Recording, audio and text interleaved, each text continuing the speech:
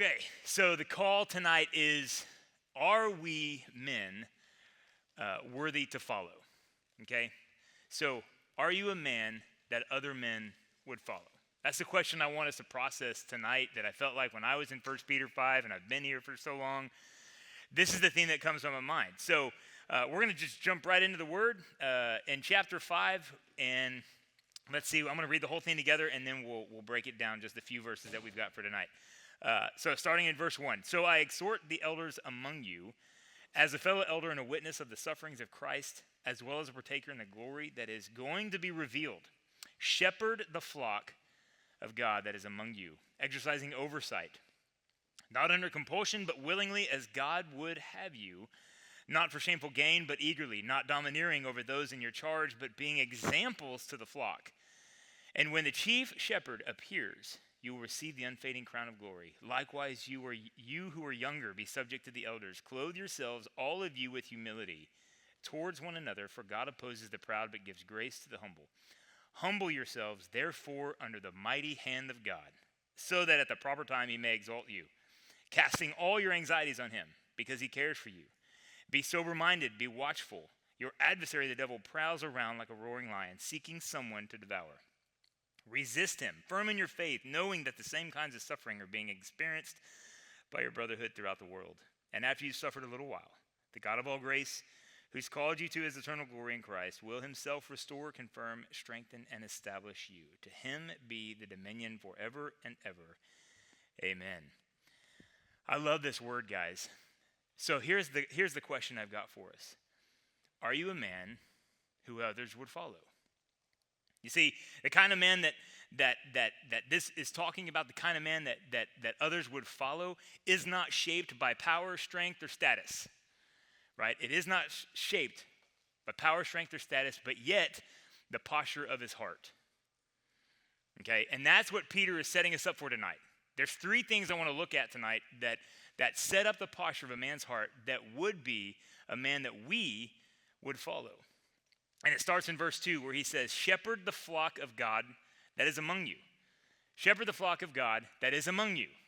Okay, so let's play a little interaction game here. So if you work at a company and you have direct reports, raise your hand. Okay, keep your hands up. Keep your hands up. Okay, let's see. If you have kids, raise your hand. All right. If you are married, have been married, or want to be married, raise your hand. At this point, everybody should have their hand raised. Okay? So here's my point. Put them down. You're good. All right. So here's the point, right? This is not a question of if a man is being called to leadership. You are all called to lead someone. We have influence in someone's life. You are called. The question really is, what posture are you leading from? Now, so what we're saying is, to be that man that others would follow, you didn't hear me say, be the man that people would obey. Okay? There's a difference. I think sometimes we get hung up. We think about to be a leader means somebody needs to obey me. Right? There is a difference between follow and obey. Right? I'm called to obey positions of authority that are over me. Right? We all have some authority that's over us, and God calls us to obey those positions. But I get to choose who I follow. I get to choose who I emulate. I get to choose who I look up to lead me through difficult situations, right? Those are things we get to choose. So there's a difference between follow and obey, all right? Now, I hate to admit this, but oftentimes in our lives, in our worlds, right, I think you guys can agree with me on this, is that the positions of leadership that we have to obey, that are over us, are seldomly the same men that we would follow. Can y'all agree with that? Like, we know that. But we can also go, one of the great blessings is when there is an authority over your life that has, like, think of like whether you're in the military, whether it's your boss at work, whatever it is, that he has authority, right? He's a leader over you that you are charged under that institution or organization to follow. But isn't it awesome when that person also is the same one that you have such high respect for that you'd be willing to follow them into a life and death situation or out of a life and death situation? So my question to you is are you that man? Are you a man that others would go, I would follow that guy to hell and back? Like, I would trust that man to get me out of a difficult situation. Or are we the guy going, just obey me? Please tell me you don't go home and you go, woman, obey me. That doesn't work. I promise. I haven't tried, okay? But I think sometimes our words, we can set that up and put it in motion. And then you wonder why it's a cold shower night. Like, if you demanded obeying, like, well, so that's my point, is are you the man that somebody will choose to follow, that somebody wants to follow, right? So that's what we're going to explore. So Peter gives us 3 postures of a heart that shape this man, right? Because remember, it doesn't come from power and position. This comes from a heart posture. All right, so number 1, humility. Humility. In verse 6, what does it say? It says, humble yourselves, therefore, under the mighty hand of God, so that at the proper time he may exalt you. Humble yourselves. The humble heart bows, right? But I'm worried that a lot of times we resist humility because we think it's connected to weakness, right? We struggle with it because we're like, no, if I give up control of some kind, I'm actually weak. Like, that we wrestle with that. But I got to be honest, guys. You know what this verse reminds me of? Keep this verse up for a while. This verse, humble yourselves under the mighty hand of God, you know what it reminds me of? The garden. The garden. Now, if you're new to us and you're like, man, Danny, I just opened this book and I'm really wrestling with all these things, let me explain the garden. This is the moment, Garden of Gethsemane, when Jesus is a day away from being crucified. Like, he's hours away from being betrayed. He's hours away from being flogged and carrying a cross and being crucified on the cross. And what is he doing? He turns to his disciples and he says, guys, my closest friends, please kneel with me, bow with me, and get in prayer with me. Pray that your flesh would not be weak. Pray for what is about to happen. Just pray with me. Stand guard. Pray with me. And so Jesus begins to pray, and he's wrestling with God, and he's praying so hard to his Father that he's literally sweating blood, okay? And this is the moment when he says, famously, Lord, take this cup from me. Father, take this cup from me. But yet not my will, but yours be done. Humble yourselves to the mighty hand of God, that he may exalt you. Because what we see in the rest of Matthew 26, when we see where this goes, only in that moment when Jesus humbled himself to his Father's mighty hand was he able to then be exalted. How? Yes, he had to die on a cross. That was God's will. That was God's plan that he put in motion. But then God exalted him. Why? Because he was resurrected. Praise God, he rose, because then the entire world has opportunity to know God and have a relationship. So Jesus humbled himself to his Father's hand and was exalted, and the whole world would come saved. So this is my question back to you, is when we humble ourselves to the mighty hand of God, what in your world will change? How would you be exalted? What will happen in your home and in your career when you humble yourselves like Christ did? You see the correlation there? So humility is not weakness. There is nobody stronger in the world than Jesus, capable of dying on a cross for you. When we deserve it, he didn't, right? That's power. That's strength under control. So humility is not weakness, right? Now, it takes absolute strength then for you to give total control of your life over to God, right? It's a massive amount of strength. But then when we give that over, that's when we can be exalted. And I think about when for Peter, like he's reminding us in this. You got to remember, Peter is living all this out. He remembers that there was a moment in Matthew 16 when he is hearing Jesus is talking to the disciples, and he's letting them know, hey guys, FYI, this is what is about to happen, right? I'm about to be betrayed. I'm about to be turned over by the chief priests, and I'm going to be crucified, right? And they're going to put me to death. And then I'm going to rise in 3 days. And what does Peter do? Peter's like, that's not good for me, God. Like, that's not good for me, Lord. It's not how this is going to go. I refuse to let that happen. I won't let that happen to you. I'm going to stop it from happening. And what does Jesus say to him? Get behind me, Satan, right? Like, he rebukes him. So you recognize Peter was not humbling himself to God's plan. He was like, this is my plan. This is how we're going to work this out. This is how this is going to go. So he's remembering this. He's drawing on this when he says, humble yourselves. Don't do as I did. I'm much wiser and older now. I figured it out. Because then when I finally humbled myself, boom, that's when I was given purpose. Right? That's what he's saying to us. Okay, so The humble man then listens before he speaks. Okay? He listens before he speaks. The humble man repents and he seeks to restore and reconcile relationships. Guys, I'm going to be honest. You get in an argument with your wife, be the first one to seek peace. I don't care who was right. A humble man seeks to make peace even when they were the one wronged. That's hard, I know. But a humble man will do that. You want peace in your home? Be the one to establish it. Okay? And then you seek to raise up. A humble man will seek to raise somebody else up, not be praised up himself. Okay? All right, let's keep moving. So now that the nature of humility has been established in us, when you finally recognize, okay, God is God, I am not, I'm going to humble myself to him, that's when you start to be positioned for dependence. Dependence, because now you've realized that you have a great deal of burdens on your shoulders. You recognize, I have a home, I have a job, I have a wife, I have a family, I have friends, I have colleagues, I have all these things. I've got all these things I've got to balance. You start realizing, like, man, there's a lot here I got to manage. Okay? The only way through this is when you have a dependency on God. And that's where Peter then says in verse 7, it says, cast all your anxieties on him because he cares for you. Cast all your anxieties on him.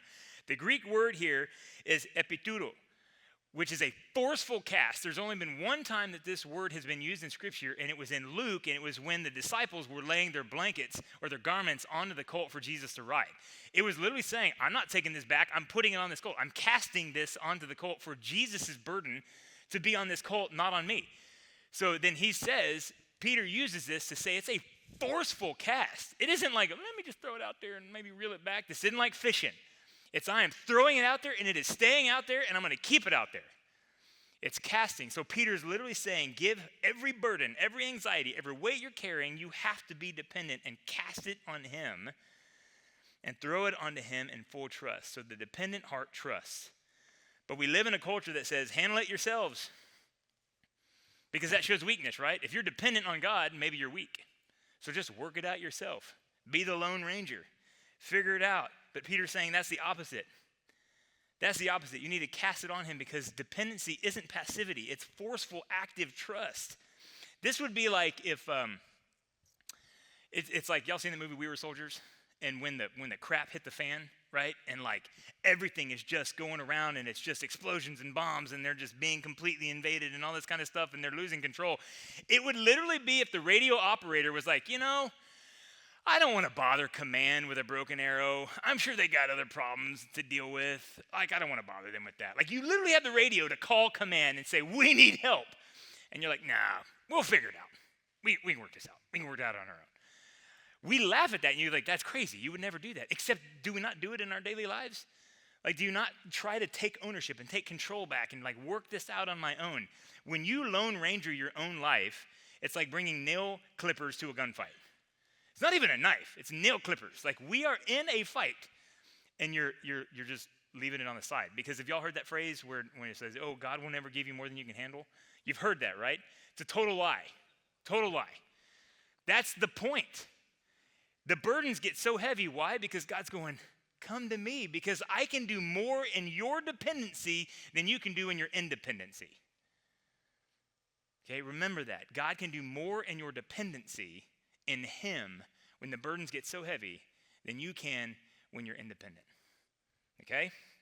So, a dependent man is in constant prayer. I'm talking about constant prayer. I'm talking about when you wake up, you're thinking about God.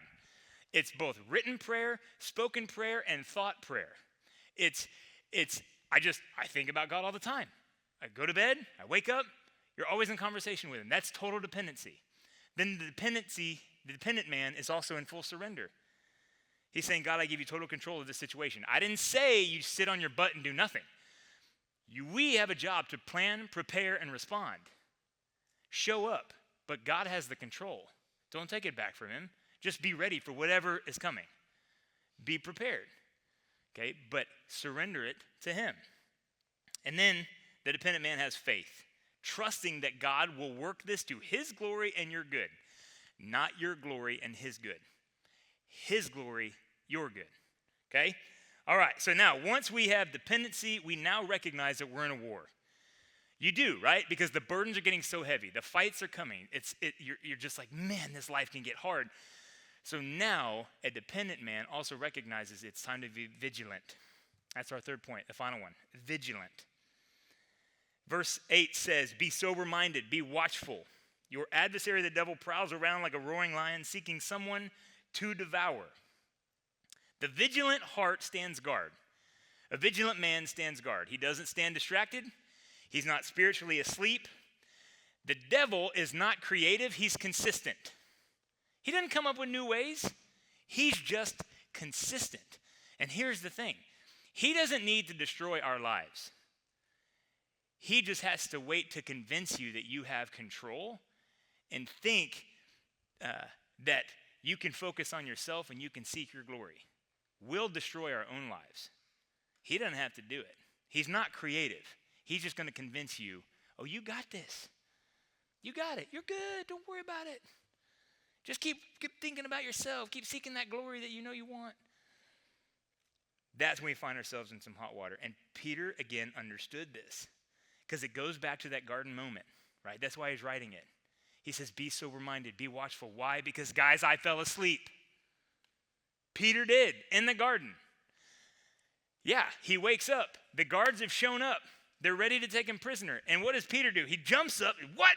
He pulls out his sword, lops off some ears. Well, really one ear that we know of. But who knows what else he went after.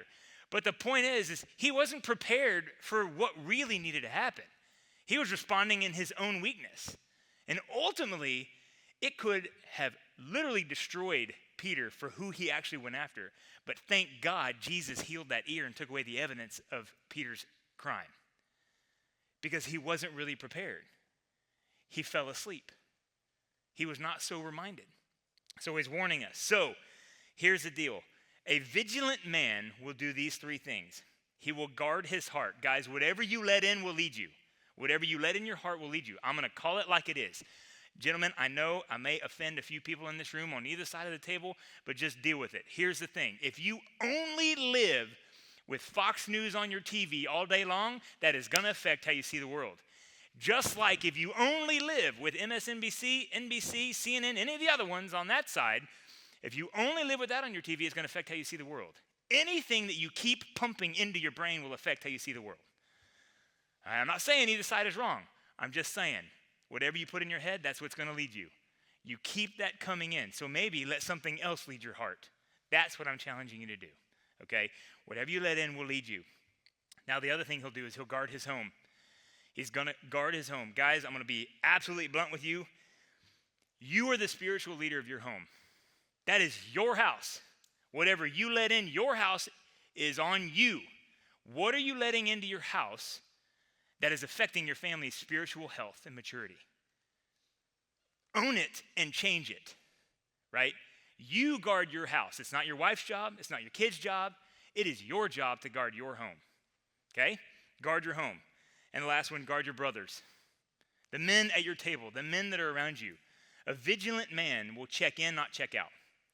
He stays accountable to the men in his life to be strengthened and supported in those moments, all right? So now, as we close for the night, the man who kneels to the throne, who leans on the cross, and who stands in the breach. The reason why I say stand in the breach is I love this, looking at Psalms, previous Psalms David was writing, and he's reflecting on how God's wrath was put at bay because Moses stood in the breach. Are you a man willing to stand in the breach? Okay, so kneel to the throne, lean on the cross, stand in the breach, be vigilant, and that is a man that's worth following, right? And that is a man that God will use. And you know why I say God will use you? Because guess what, guys? We are in a fight. And that's what we're going to close out next week. We're going to bring this all home by looking at verse 10 because there's a promise that's coming. I want to encourage you guys to bring somebody with you. It's going to be a great night next Tuesday. We're going to have great food. We got honey baked ham.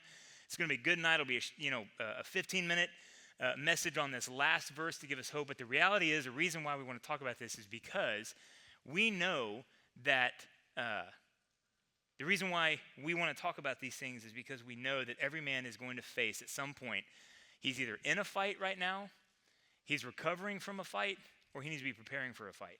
And there's three worlds that we live in: relationship, home, and sin, that we find ourselves in some form of fighting.